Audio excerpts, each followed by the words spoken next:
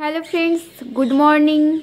Welcome back to my channel. আমি সুতৃষ্ণা চলে এলাম তোমাদের জন্য নতুন একটা ভিডিও নিয়ে। সকালবেলা অনেক সকালেই উঠেছি আজকের, মানে তখনও পর্যন্ত সূর্যের আলো পড়েনি, তখন থেকেই কিন্তু উঠেছিলাম অ্যাকচুয়ালি আমার হাজব্যান্ডের জন্য, কারণ আমার হাজব্যান্ড কিন্তু কাজে যাচ্ছে আজকে, ওদের প্রচণ্ড কাজ আছে। তো সেই জন্য অনেক সকালবেলা কিন্তু পিটির জন্য গিয়েছিল।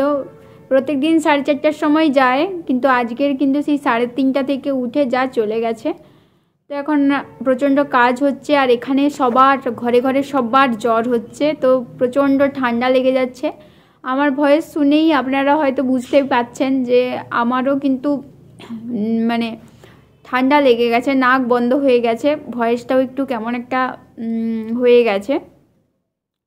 এখানে এখানে ঘর ঘর জ্বর হচ্ছে, সবার ঘরেরই কারুর না কারুর জ্বর হচ্ছে। তবে আমরা দুজন ভগবানের কৃপাতে সুস্থই আছি, আমি আর আমার হাজব্যান্ড এখনও পর্যন্ত সুস্থ আছি, জানি না কি হবে। তো এটাই।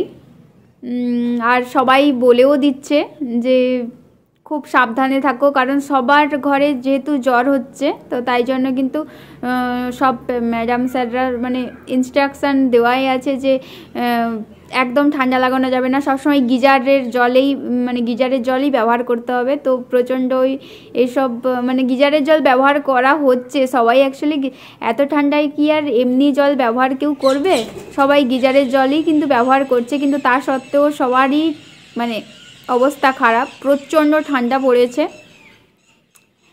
তো সকালবেলা উঠে আমার হাজব্যান্ড চলে গেছিলো, এই যে জাস্ট কিছু সময় পর আসবে। আর আজকে এটা ব্রেকফাস্টে কিছুই বানাবো না, কলা, দুধ আর বিস্কুট আছে, ওটাই খাবো দুজন মিলে। আর বেশি কিছু করতেও ইচ্ছে নেই, জলে তো হাতই দিতে ইচ্ছা নেই।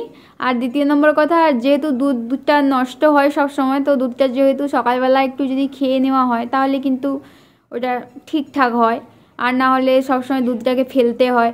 আর পনির কয়েকদিন ধরে পনির কাটানো হচ্ছে না, কারণ আমার হাজব্যান্ডটা বলছে যে পনিরের তরকারি তার নাকি এখন সে আর পনির খাবে না কয়েকদিনের জন্য, পরে আবার খাওয়া শুরু করবে।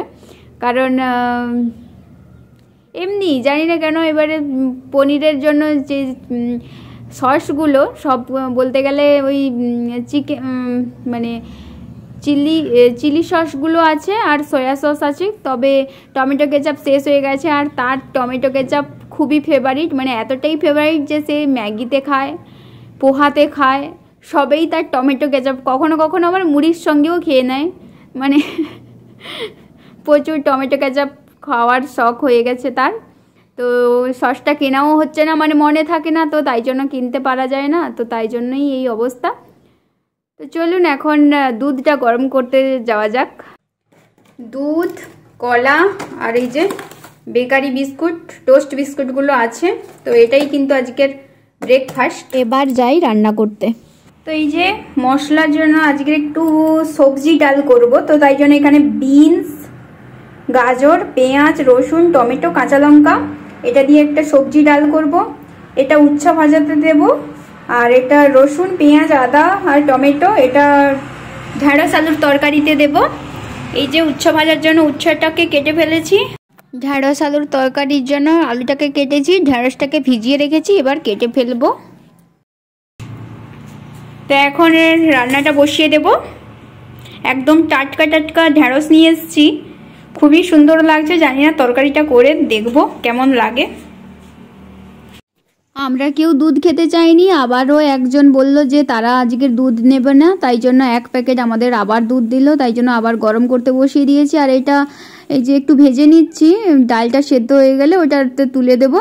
আর এখন একটা মশলা করার জন্য পেঁয়াজ, রসুন, আদা সমস্ত কিছু নিয়ে নিচ্ছি, নিয়ে কিন্তু এটা ঢ্যাঁড়স আলুর তরকারিটা যে করব তার মশলাটা তৈরি করব।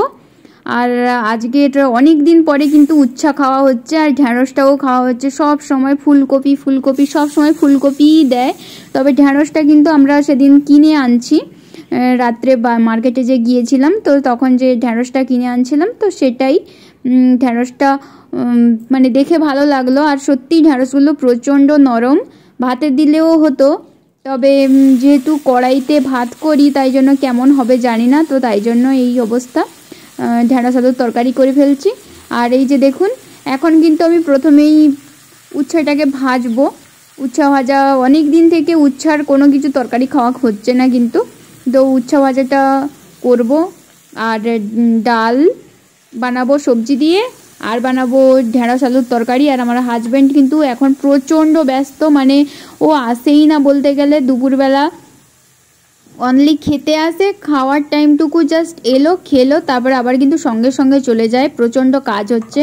তো বলছিলাম তো 19 তারিখ পর্যন্ত ওদের প্রচণ্ড চাপ আছে, সব ইন্সপেকশান হবে, তো তাই জন্য সমস্ত গাড়ি ফাড়ি সমস্ত কিন্তু ঠিকঠাক করতে হবে, না হলে অসুবিধা আছে। তো তাই জন্য অল টাইম কাজের মধ্যেই থাকে, আর প্রচণ্ড চাপে আছে যেহেতু। এখন কিন্তু আমরা মানে ওকে চাপ, মানে ওর সঙ্গে কিছু কথাও বলা যায় না, কারণ ও সবসময় একটা টেনশানের মধ্যে থাকে। তো তারপরে আর আমার মনে হয় না যে কাউকে আরও চাপ দেওয়া হয়, মানে আমার কিছু প্রবলেম হলে সেগুলো আর বলতে ইচ্ছে করে না, কারণ যেহেতু আমি জানি যে সে টেনশানের মধ্যে আছে আর আমি তাকে কী বা বলবো। দেখুন এখন কিন্তু উচ্ছা ভাজাটা হয়ে গেছে, আর শরীর কিন্তু খুবই মানে খারাপ খারাপ লাগছে, কিন্তু কিছু করার নেই এখন। আমার হাজব্যান্ডও যেহেতু খুব কাজের মধ্যে আছে, কিছুই বলতে পারছি না কাউকে। তো এই যে দেখুন মিক্সচারটা করেছি, এত সুন্দর হয়েছে। টমেটো দিয়েছি আর লঙ্কাও দিয়েছি, তাই জন্য এত সুন্দর লাল হয়ে গেছে বলার কথা না। এখানে ভাতটা বসিয়ে দিয়েছি, আর মিক্সচারটা দেখুন যেন প্রচণ্ড ঝাল হবে এরকম, কিন্তু আজকে টমেটো আর লঙ্কা সমস্ত কিছু একসঙ্গে যেহেতু মিক্সড করেছি, একদম কালারটা খুব সুন্দর এসছে।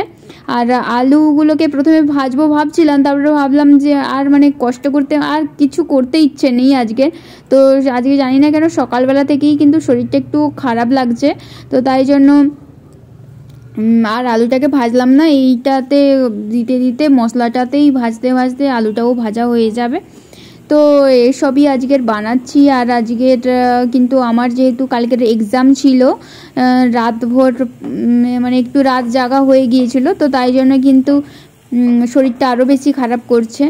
আর কালকের সারা রাতটা যেহেতু আমার ঘুম হয়নি, কারণ সেই তিনটের দিকে উঠে গেছি। আর হয়তো আমি ঘুমাচ্ছিলাম হয়তো একটা দেড়টার পরে ঘুমিয়েছিলাম, মানে 2 ঘন্টা মতন হয়তো ঘুমিয়েছি টোটাল বলতে গেলে। তো তাই জন্য প্রচণ্ড কিন্তু কষ্ট হচ্ছে, আর শরীরটাও টানছে না। এই যে দেখুন তরকারি হয়ে গেছে। এখন কিন্তু আমার হাজব্যান্ড যেহেতু চলে এসছে, তো তাই জন্য এখনই কিন্তু খেয়ে নেব, তারপরে স্নানে যাব। কারণ অনেক সময় এখন যেহেতু আমার হাজব্যান্ডের এরকমই হচ্ছে, মানে জাস্ট খাওয়ার টাইমটুকু করে তার মাঝেও আবার ফোন চলে আসে, তো তাই জন্য কিন্তু খুবই ব্যস্ত। তো সেই জন্য আগেই খেয়ে নিচ্ছি, ও যেহেতু চলে এসছে। তো এখন কিন্তু আমরা লাঞ্চটা করে নেব, তারপরে আবার আপনাদের সঙ্গে কথা বলবো। তো যেইটা ভাবছিলাম সেটাই হলো শেষ পর্যন্ত, মানে আমার জ্বর হয়ে গেছে আর প্রচণ্ড শরীর খারাপ লাগছে, মানে তাকাতে পাচ্ছি না। আর একটু কপালে অমৃতাঞ্জন ঘষেছি, সেই জন্য আরও অসুবিধা হচ্ছে। প্রচণ্ড ঠান্ডা লেগে গেছে, জানি না কিসের জন্য জ্বর হচ্ছে, জানি না এটা কি ভাইরাস জ্বর হচ্ছে না কি কিসের জন্য জানি না। এখানে সবার ঘরেরই হয়েছিল, তবে আমি আর আমার হাজব্যান্ড আমরা দুজন সেফ ছিলাম। তবে আমারও কিন্তু এখন জ্বর চলে এসছে, মানে দুপুরবেলা খাওয়ার পরে আমি একটু ক্লাস করি, ক্লাসের পরে ওঠার পর থেকে যেন মাথা যন্ত্রণা আর গা তাপ হচ্ছে। তো তাই জন্য আমি আমার হাজব্যান্ডকে বললাম, দেখো আমার শরীরটা মনে হয় খারাপ করছে। প্রথমে তো কিছুই বলিনি, কিন্তু তখন ও গায়ে হাত দিয়েই দেখে প্রচণ্ড জ্বর। আমি বুঝতেই পারিনি যে আমার, মানে আমি না জ্বর হলে আমি বুঝতে পারি না। জ্বর যে আমার মাথা যন্ত্রণা করলে আমি মনে করি হয়তো একটু বেশি হয়তো চিন্তা করে ফেলছি, বা বেশি হয়তো কিছু, মানে জানি না কেন আমার অসুখ, মানে শরীর খারাপ হলেও আমি নিজে মনে করি না যে আমার শরীর খারাপ হয়েছে, কারণ আমি জানি যে শরীর খারাপ হচ্ছে তো ঠিক আছে চলে যাবে। ও এখনও করতে পারছি, মানে যত সময় পর্যন্ত আমি করতে পারি তত সময় পর্যন্ত আমি কিন্তু চালিয়ে যাই, আমার কোনো অসুবিধা হয় না। আর অসুবিধা মনেও করতে দিই না, আমি নিজেকে মনে করতে দিই না যে আমি অসুস্থ। তবে এখন প্রচণ্ড শরীর খারাপ লাগছে আর জ্বর উঠে গেছে। তো আমার হাজব্যান্ড বলছে যে আজকের নাকি সে রুটি আনবে, রান্না বান্না করতে না বলেছে, ওই জন্য কিনে আনবে বলছে রুটি তরকারি। দেখি কি কিনে আনে, এখনও আসেনি, বাজারের দিকে একটু গেছে। এই সামনেই ক্যাম্পাসের ভিতরেই দোকান আছে, এটাই আর কি। খুব শরীর খারাপ লাগছে প্রচণ্ড। দেখুন আমার হাজব্যান্ডের কাণ্ড। আমার হাজব্যান্ড বাড়িতে পনির তৈরি করে দিই না, খাবো না বলে, অথচ আজকের কিন্তু পনিরের তরকারি নিয়ে হাজির হয়েছে, পনির আর রুটি নিয়ে এসছে। আজকের আমরা ডিনারটা তাহলে এখন করে ফেলবো। আর শরীরটা খুব খারাপ করছে, তাই জন্য খাবো না বলছিলাম, কিন্তু আমার হাজব্যান্ড বলছে না একটু খেয়ে ঘুমাও। তো এখন খেয়ে নেবো। আর ভিডিওটা তাহলে এখানেই শেষ করে দিচ্ছি। দেখা হচ্ছে নেক্সট ভিডিওতে। টাটা।